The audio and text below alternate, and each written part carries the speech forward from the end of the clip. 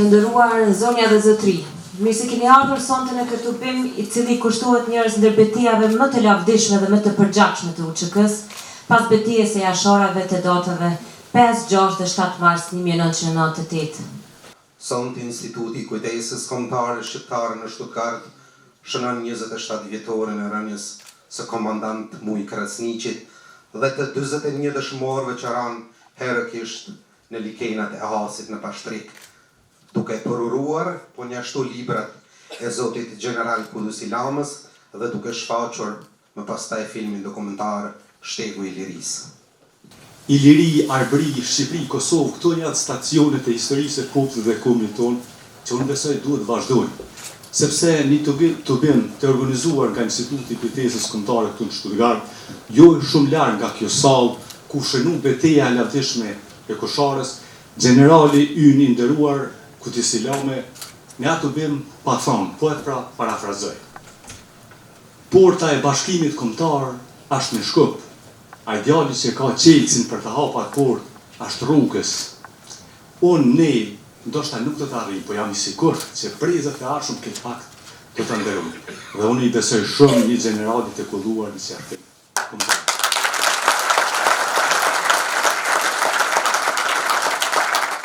Që asnjëherë nuk u jësh nga madhështia e pushtuesve të mëdhenj dhe të gjatë shekullor. As greket e famshëm dhe lavdimdhen, as romakët e fuqishëm e inteligjent, nuk mundën që të ndronin bindje që të hekin dorë nga identiteti i tyre i vet nga vendi. As një fe, as një parti dhe as një ideologji nuk arrit që shqiptarin ta ndrojnë atë mas sa që të mos harrojnë të shkruajnë. Dhe shqiptarët kudo që janë protagonistë jo spektatorë, u tash që të kalojnë dhe të përjetojnë shumë vullje, shumë dhimbje dhe shumë tragedi.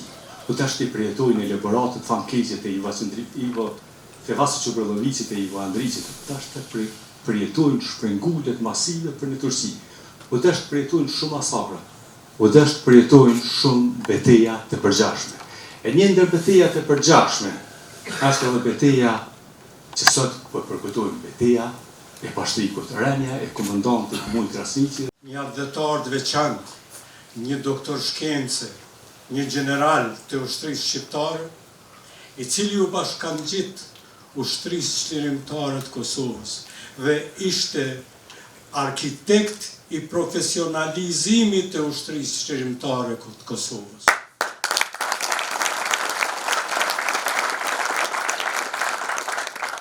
Në një kohë kur e vërteta është përfituar dhunshëm dhe e pavërteta shpesh është standard në rrësirën e mendimit politik shqiptar, veprat e general Kudusi Lamës mbeten fanar udhërrëfyes.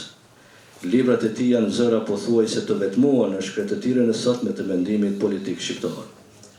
Duke qenë kështu, nga këtu bëjmë thirrje që idetë dhe mendimet që dalin nga këta 3 libra të bëhen thirrje për ndërgjegjen e institucioneve të 2 shteteve shqiptare, sidomos të Kosovës, që më në fund të zgjohen nga letargjia e gjatë dhe e pakuptimit, dhe sidomos tani, për t'u zgjatur dorën e ndihmës të rënieve të gjallë të luftës së UÇK-s, që po i nënshtrohen një përsekutimit të ligë e të paprecedent të drejtësisë ndërkombëtare.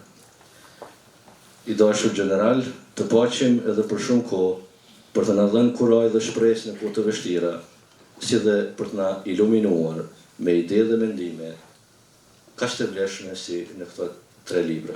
Pas përfundimit të luftës çlirimtare të Kosovës, në gusht të vitit 1999, emërohet komandanti i divizionit të Kumësorisë në Tiranë. Në dhjetor të vitit 2000, emërohet komandanti i komandës së mbështetjes logjistike të forcave të armatosura të Republikës së Shqipërisë. Detyrë në të cilën ishte deri me 14 qershor 2006, kur me dekret të presidentit të Republikës së Shqipërisë del në pension, duke përmbyllur kështu karrierën e tij ushtarake.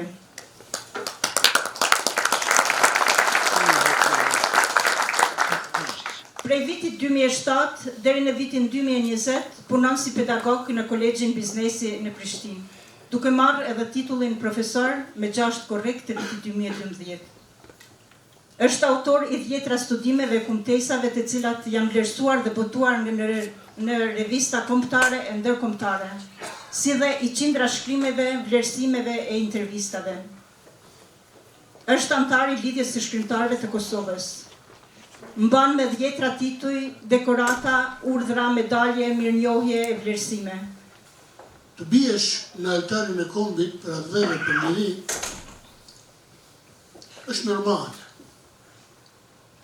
Por unë nuk ua kam pranuar asnjëherë luftëtarëve të ushtrisë qendrore të Kosovës, kur i kam pyetur pse ke ardhur në luftë. Dhe ata gjithë emocion përgjigjeshin. Për të vdekur për atë veve.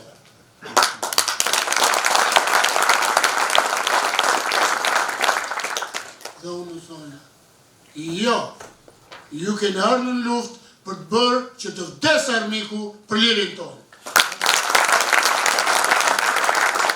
Sepse ne në Shqipëri kemi patur një fjalë, një amanet, një porosi të veçantë para vitit 1990, e cila thoshte: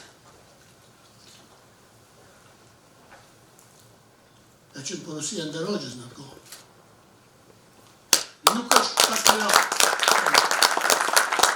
Nuk është patriot ai shqiptar që vdes për atë vend, por ai shqiptar që vret 100 armiq dhe nuk vritet vetë. Megjithatë, po ju them që lufta ka të rënd, ka dëshmor, sepse kuptohet që është luftë, kuptohet që është luftë, si që vritet armiku, vritesh edhe ti. Ama, do të kemi parasysh. Ushtria qendrore, që ne nuk e përmendim asnjëherë, do themi ran. Ore, po mirë këta që ran. A vran.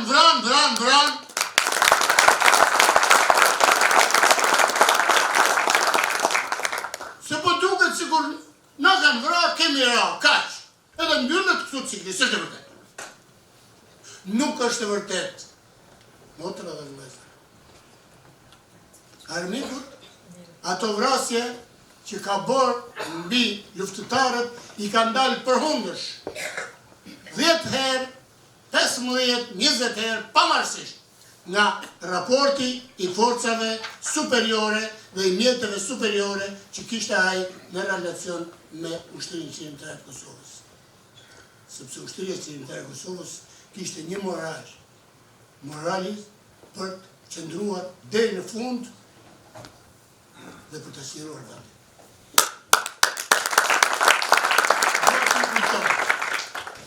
Serbia dhe slavët e tjerë Ballkanit na kanë marrë territore, shumë territore. Na kanë pastruar etnikisht territore, shumë territore. Por asnjë territor nuk e kanë marrë në luftë me shqiptarët. Gjithë territoret i kanë marrë me lejen dhe vendimet ndërkombëtare. Me lejen dhe vendimin e Kongresit Berlinit, me lejen dhe vendimin e Konferencës së Londrës, me lejen dhe vendimin e institucioneve ndërkombëtare që kanë vepruar gjithmonë kundër shqiptarëve. I vetmi moment kur serbët ndërmorën nismën për ta mbajtur të pushtuar një copë tokë që e kishin marrë me lejen dhe vendimin ndërkombëtar, siç ishte Kosova, të ballavaçuar drejt për drejt, vetëm pa vendime ndërkombëtare me shqiptarët, nuk e morën dot.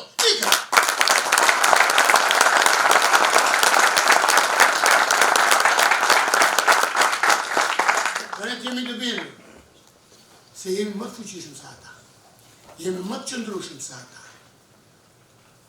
Jemi, nuk do të më të rima, se çdo popull ka edhe të rima, edhe fregacak.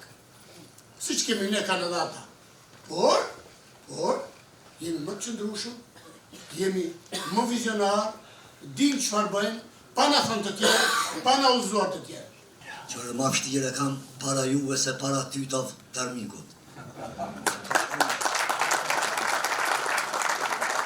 Për shkëm ata djemë që do vdekin me ta, është shumë rëmë. Ta kujtoj Muj Krasniqin, Rifat Mziu, Muhamet Dervishin, Afrem Musliu, e shumë dëshmor që metën atë në betejën e Pashtrikit. për mua Shomran. Lavdi gjithë dëshmorëve të kombit që ranë për liri. Si djalli një eroj, ndjej dhimbje, krenari dhe përgjegjësi. Dhimbje, sepse mungesa e tyre është e pazëvendësueshme. Krenari, sepse sakrifica e tyre u bë dritë për lirinë tonë.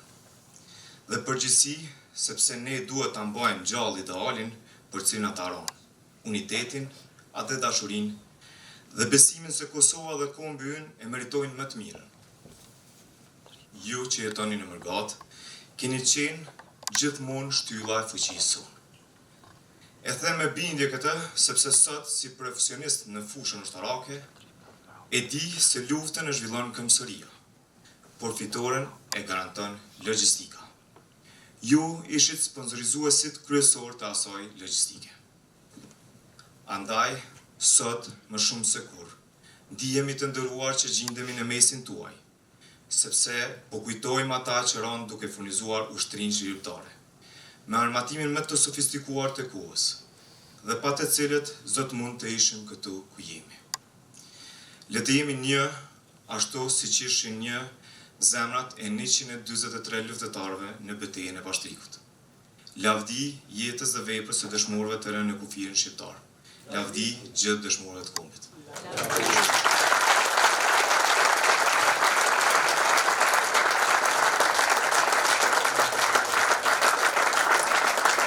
General, unë kam lind dhe jam rrit në Stuttgart, vi nga një familje atletare dhe të dy gjyshët e me ishin pjesë të ushtrisë çlirimtare të Kosovës dhe ata me kanë rrëfyer gjithçka, besoj si kur ju që i keni rrëfyer mbesav dhe nipave tuaj. Po e kam një pyetje për ju.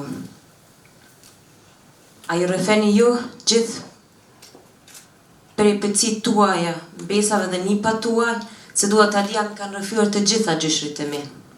Apo ka ndoshta diçka që nuk më kanë treguar ata, ose diçka që nuk ju tregoni ju atyre. Diçka që është shumë e rëndësishme ta dinë të gjithë. Luftëtarët asnjëherë nuk tregojnë gjithçka, çka përjetojnë, çka shohin, çka dëgjojnë në frontet e luftës.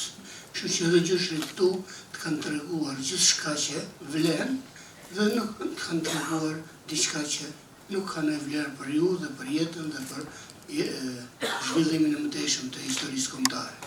Unë për shembull nuk ju kam thonë atyre që ju tregova sonte atyre kolegë shokët këtu, nuk ju kam thonë atyre nipave mbesave të mia që një ditë në një front lufte unë kisha etje të jashtëzakonshme. Më tha e goja gjithë ditën. Kërkova ujë dhe ata që ishin përbërë meje nuk kishin asnjë. Dhe unë vuajta jashtëzakonisht, vuajta për një pikë ujë, sa për të larë buzën, po s'kishte. Mungonte gjithandej. Terreni nuk kishte ujë, mundësi për të mbushur nuk kishte, qezma nuk ishte afër. Lufta vazhdonte. Unë isha aty, nuk kisha mundësi shmangje. Dhe si që kisha zakonon ku shkojnë frontet e luftës, me një orë ditë largohesha, se nata nuk duhet të më zinte në vinë e partë frontit, diku tjetër duhet isha. Dhe kur u largova dhe dola pak më mbrapa frontit, desha të pushoj pak se isha i lodhur, u ula, lëshova armën dhe hoqa pajisjet që kisha mbajtur në shpinë gjithë ditën, dhe u habita. Gjithë ditën kisha mbajtur mbi shpinë një pagure, 1 litër shërbë ujë.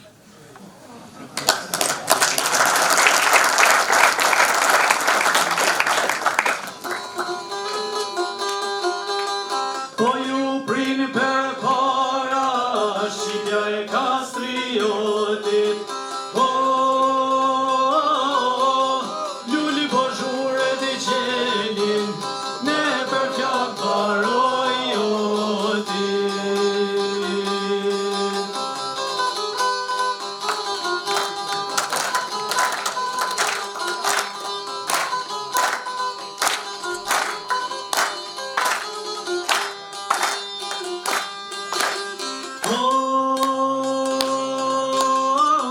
Kosova e kuqe ho, do ta sjellim dri